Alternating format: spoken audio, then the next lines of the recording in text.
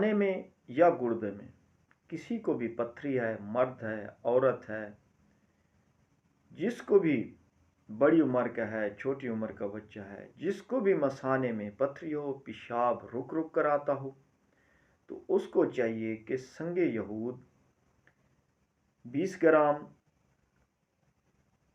سنگ سر ماہی 20 gram, نوشادر 20 gram, جو کھار 20 گرام، کلمی شورا 20 گرام، ان سب اجزاء کو صفوف پاؤڈر میدے کی طرح کرے۔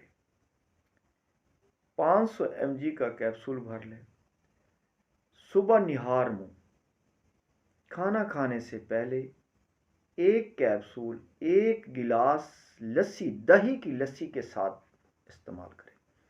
چاہے دہی کی لسی کو پتلا کر لے، چاہے وہ 2 گلاس بھی ہو، 3 گلاس بھی پی سکے، تو اس کیپسول کو صبح نہار منہ کھائے۔